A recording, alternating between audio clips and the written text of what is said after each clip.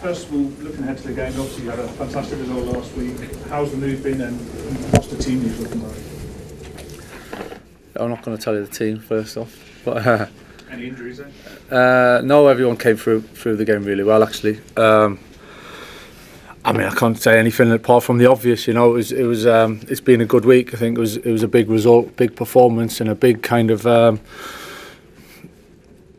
big uplift. You know, with the feeling and inside the stadium and it's getting that balance. You know, between taking the encouragement and the confidence from the game itself and the performance, and keeping level-headed and our feet on the ground, knowing we've got another big game coming up, and one game doesn't change and make you a great team. It gives us a great foundation to build on. So yeah, there's a lot of confidence, there's a lot of good feeling within the group, but measured with that, you know, and we know what's coming and we've got to be ready for it.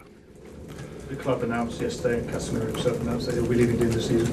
I'm guessing he'll have a pivotal role, but it also raises question as to some other players' futures. Harry Maguire, for example, another person whose contract's running out. Have the club had discussions with him about his future? Does he know where his future lies?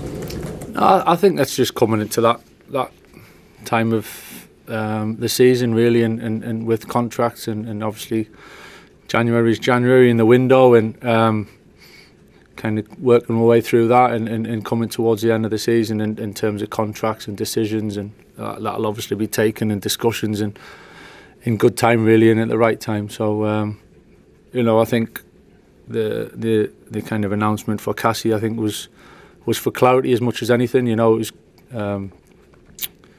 kind of decided anyway, before I arrived. So it's not just a knee-jerk kind of decision, but the type of personality, the character that he is, I think it shows with his performance last week, you know, and where he is mentally and how much it means for him to be here and to finish the season strong. I've already had that conversation with him, and he's desperate to do well and finish well, and it's good to see. So I've got no doubt about him at all. Michael, just on that, does that mean that you're going to be involved in these discussions? Because obviously it's a bit of a weird situation that at the moment you're only here until the end of the season, and then clearly the club's got to operate beyond that. I didn't know what kind of input you had into all of these decisions over contracts and targets and what happened. Yeah, well, you know, for the week or so that it's been so far, I think looking too far down the track hasn't happened just yet. I think it's been the initial thoughts of what's happening now. I think what the important thing for me is any decision I make on my staff mate or the club mate. It's not short term. You know, it's not just to get through till the end of the season. You know, I've got a responsibility to whatever happens next for it to be in a good place and moving forward to make the right decisions. So you know, as time goes on, I'm sure I'll be part of it and we'll work our way through it. Just in terms of the injuries, Manchester Lake, when he was first missing, Ruben said, I'd be back next week, and now we're weeks, months down. Is he anywhere near coming back? Hopefully, yeah. He had a bit of a setback initially before I arrived, I think, and only small, but it's maybe not so much a setback. I think it just was a little bit slower than we'd hoped. But he's certainly getting closer, and you know, hopefully in the next couple of weeks or so, without putting an exact time, he'll be back and around it, and it'll be great to have him back. Michael, how are you feeling about Arsenal? Yeah, looking forward to the game. It's a big challenge, you know. They're a very good team. It's pretty obvious to say that they've got so many strong points to the game in the squad, and so it's a big challenge. You know, they're there where they are for a reason, in the Champions League where they are for a reason, and so we're fully aware of that. You know, not taking that lightly at all. It's we feel we're in a good place, and we're going there looking forward to the game. So it's where we want to be. You know, in that with that real positive and that energy and that enthusiasm, and to go there and be positive. But yeah, for sure we know that it's not going to come easy. Michael, you talk about you making decisions for the long term, not just the short term. We saw Cobby mainly make his first league start in Manchester derby. Just wonder how important could he be in the long term future of this club, and what's it been like working with him so far?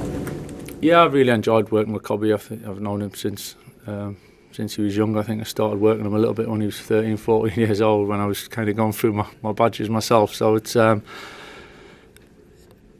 listen, I've said it before. I think this club needs young players coming through and being the foundation for understand what it means, and not just for the players or the squad, but for the club and for the supporters, And I think it's something that we need to grasp and we need to keep building on. And Cobby's a prime example, to come through so quickly and have the rapid rise, and to play in some unbelievably big games and impact those big games at such a young age shows an awful lot of quality in the terms of the character, and to be able to handle it. And I think part of a career is a few ups and downs, and sometimes it goes in different trajectories. But I think we seen last week what Cobby can bring. It was great, He's quite straight-faced, and he doesn't give you an awful lot, but you could see the way he played and he expressed himself. He was enjoying himself, and to see him like that was great. Paul? Hi Michael. When you were playing against Arsenal as a player, you had lots of battles when the clubs were both going for the title. Obviously Arsenal have kind of pulled away the last 2 or 3 years to actually be up there challenging for the title. Can United look at Arsenal and some things that they've done as a sort of example of how to sort of get out of that rut and get up there and challenging again?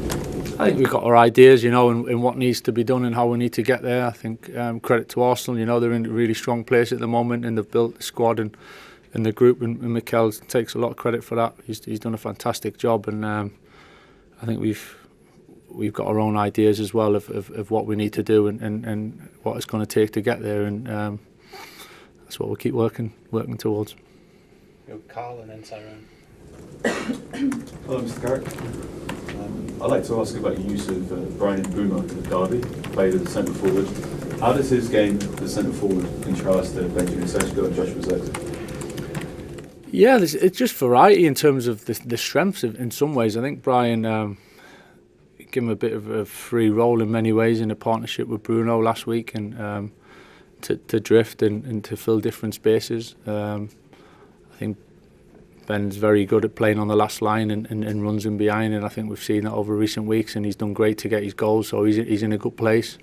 And Josh can do a little bit of both, and plays and drifts and plays in the hole and plays into feet and links, and is very good at bringing other people into play. So just different styles, I think certain games will suit different styles. It's great to have that flexibility for sure, and Matthias come on through the middle and made a big difference for us, and in terms of carrying the game into the later stages and creating a second goal. So we've got good options through there, and we just felt last week that was the way to go, and obviously thankfully it paid off for us.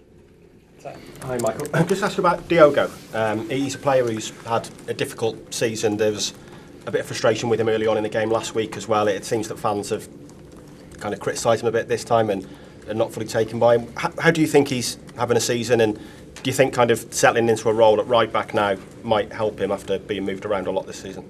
Yeah, I thought he played ever so well last week. I have to say, there was obviously the incident and the yellow card, and that was probably after 10 minutes or so. So to go one-on-one with a winger for the rest of the game and to manage that and to defend as well as he did, it was very impressive. So I was delighted with him last week. I think it's pretty obvious, at times there's been a few ups and downs with performance, not individually but collectively. So then it's not easy to get your rhythm and find your top form individually. But I think Diogo, from what I've seen here, I've known him for a while, and seeing him this week, he's really focused. He's desperate to do well. Loves playing for the club. You can see that, and as I said, he played fantastically well last week, so a lot for him to build on. Just ask you quickly about Ben as well. I saw you put your arm around him at the end last week. Obviously, he didn't get on. It felt like you inherited him at a good time in his United career after what Darren had done with him. How do you now go about managing him when he's not played for 2 weeks and might risk kind of losing that momentum? And what have you made of him since you got him on the training ground? Yeah, I don't think it's losing momentum. I think it's, as I said, it was a team for last week to go into the game in a certain way. I think he's in a good place, but I think he's trained really well. Obviously, we're working with him and keep trying to improve him as much as possible. But I've been really impressed, to be honest, the way he's trained and he's finishing and the way he's gone about it. So yeah, I don't see it as anything else other than pushing on and using what he's just done over the last month or so as a stepping stone to be here and successful for a long time. Wait, Matt, got to start with you. We were starting with Gareth a lot last season for obvious reasons. Liverpool were at the top, but it's changed now. Arsenal, the top team in the country right now. You must be very confident now. Absolutely buzzing. When you look at the current situation on paper, top of the Premier League, top of the Champions League, won 7 out of 7 in the CL, 1 foot, I'd say, in the final of the Carabao Cup, and a nice, easy home game against Wigan in the FA Cup. That won't be easy. Heard they're easy to get at, Carrick. But yeah, it's a period in time now where it's interesting because I think the actual games that are being played, people aren't watching Arsenal, people aren't blown away by the performances. But like when you look at it on paper, like I've just spelt it out, the game has probably never been harder to win, never been harder to score. We're coming up against teams that are changing the whole style of play when they play against us to sit back and try and grind out a draw like we saw against Forest. And we're sort of just going through every single game knowing for a fact that we probably aren't going to lose. I looked at the Forest game, right? We played 4 games away in 4 different competitions in the space of 10 days. First top flight team to ever do that. We won 3, drew 1, scored 10 and conceded 4. And everyone was only focused on the draw, on the dropped points. What's really frustrating me is actually the reaction from Arsenal fans. I think everyone else has sort of chinned the fact that Arsenal are probably going to win the league this season. But the issue is coming from the Arsenal fans. Like what we were saying about before, the power of social media and the power of us talking about, is this Arsenal's year, putting that pressure on ourselves, being a bit too emotional, it does transcend onto the pitch, especially with the way that Arteta has connected this fan base. And what is really frustrating is in the stadium, you're hearing a bit of, it's really arrogant, I think, from Arsenal fans, the way that we are behaving when we have absolutely no right to be criticising what this team is doing. I was thinking about this. I watched you in Inter Milan. I didn't think you'd win that game. Just when I saw the team, so no Declan Rice, no Gabriel. I think Odegaard was on the bench, and you're going to the best team in Italy, and you won easily. Yeah. And I know you just want to win the league. Arsenal fans just want to win the league. But when you see yourselves where you are in the Champions League, won 7 out of 7. You've beat Bayern Munich this year. Probably used to probably the best teams in Europe in the first half of the season. Would you almost look and think, we can win more than just the league here? There's a lot on the table here. We could have a really, really special season. 100%. And I don't want to look too far ahead because realistically, I'll take the league and I'll walk off. I couldn't care less about anything else. Anything else would be a bonus. But we have 2 teams. I was on the train up here with Ben before and we went through our second team. Kepa, Ben White, Kepa, Ben White, Mosquera, Hincapié, Luis Skelly, Marino, Eze, Norgard, Madueke, Jesus, Martinelli. That is a second team. We have the squad to compete on all 4 fronts. Zero excuse not to. And the first time that I came here, I said, the only thing that's stopping us is us. And people took the piss out of it, but it's a fact. The only team that will stop us is us. We are the best team on the planet. Whoa. Rory has something to say about that. Okay, so if you're saying the only team that can stop you winning the league or winning a Champions League is yourself, if you don't win the league, will that be the biggest bottle job in Premier League history? I think it would be, yeah. I think it would be because I think that we're head and shoulders above the rest. I don't think that our competitors are on top form. You look around, City, Pep might be leaving. There's a little bit of panic, I think, at City. Liverpool are a little bit of a mess, uncertainty with the manager. Chelsea, I mean, Rory wants the manager out already. Tottenham are barely even worth a mention. United... We're back. Very potentially back. I might have missed someone, but we... West Ham. We're at a point in time now where I think Arteta has epitomised the phrase, trust the process, because we've been through years of, always the bridesmaid, never the bride. And now we're here. We've got the best squad, I think, in Europe. I don't think that's even debatable. All the players are friends on and off the pitch. Arteta's handpicked all of these players. And I think we're set up to dominate for the next 4 or 5 years. It's just if we can get used to doing that, I think more will come.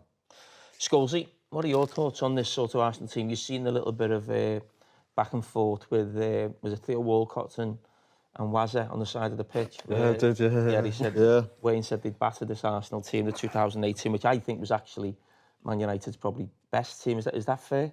That sort of 2008, that was the best really. team. Yeah, probably difference of opinion. I think Gary loves that team, the 2008 team, because of the quality of it and the speed more than anything. I always went back to the 99 team. I loved them 4 centre forwards. I just loved, was it Cole, York, Sheringham, Solskjaer. The 2 of them won't do it after an hour. I know we messed up the treble against Portsmouth that year in 08. Do you think if they managed to get over the line, because it was Portsmouth-Cardiff final, do you think... It'd have been better. Do you think you look at that 08 team as better then? City did the double on United that year, so we can't say it, that's why. Hang on a minute, I thought this was Arsenal's section. Oh, you're done now. You said it was going to be easy. Yeah. Fair enough. Because I always think 08 team's better. Pardon? Yeah. I always feel like it's just a touch better. Benjani. That might be age. Remember that though, game? do you know what I mean? Benjani. Yeah, fucking hell, yeah. Yeah. What was the question? I can't. I think my thought on Arsenal is I think we don't recognise a team as being a great team until they've actually won something, and that's right. So when Wayne said that, we batter that team. Yeah. I don't think anyone would batter this Arsenal team just because they're so strong defensively. I don't think you can batter them. I do think that team in 2008 is better than the Arsenal team, of course, but I do think because you haven't won anything, you've got to almost get over that line, and then even though it's the same players and the same manager, everyone will just have a different sort of thought process around them. You can't say it's the greatest team on the planet until they've won a game. Exactly, Until they've won trophies. Now, one thing Arsenal still haven't done, they haven't won a big game. Like beat a Liverpool or a Manchester City. They've still not done it. And I think I said earlier in the season, well, I can't see them winning the league unless they start beating those type of teams. But looking at how many points and Liverpool's, your Cities, look at how many points they're dropping, I don't think they're going to have to. No, I think it could be a counter. I don't think it is all about the big games. I know we haven't been that great in them, but we've been very, this very season consistent. it isn't because they're dropping so many points at other places. In other years gone by, City would be close to you, Liverpool would be close to you, and that's the time when you have to win them games. Hi there, welcome along to Good Morning Transfers. 10 days to go in the winter window, and there is big news coming out of Manchester United. Loads for us to get stuck into in the company of Jody Morris and James Green. Right, morning to you all at home. Good morning to you two as well. Have you cleared up that coffee that you spilled just a couple of minutes ago on the side there? He's had a good start to Start as you mean to go on. Yeah, I can just catch it at the corner of my eye there, fiddling away. Good to have you anyway, Jody. We've got to start with that Casemiro news, I think, haven't we? I suppose it wasn't surprising. I suppose many people were expecting it, but do you think it is the right decision? Is now the right time for Manchester United to look forward, to look to their future in terms of their midfield? Yeah, absolutely. If I'm being honest, I'm quite surprised that he stayed there to the end of his contract. For me, he's been a shadow of the player that we were lauding at Real Madrid. Been a great player, and he's had maybe sort of a couple of spells at Man United where he done okay. For me, it was early on in his career at Man United, and for me, it was inevitable. I suppose the only thing that you would say as a Man United fan is that you haven't really managed to get any money. Well, they're not going to get any money for him, which would have been nice considering the amount of wages that he's on. But for me, he's not performed to the levels at all at Man United. It was a big deal, wasn't it? It was like £70 million back in 2022, and wages north of £300,000 a week. It's quite a lot. And well, we thought it was big at the time, didn't we? Like for his age, 70 million and for a 28-year-old. Yeah, and then when you hear the sort of wages that he was on, and James was right, but for me it was an astronomical size deal for someone of that age, and don't think he's really produced.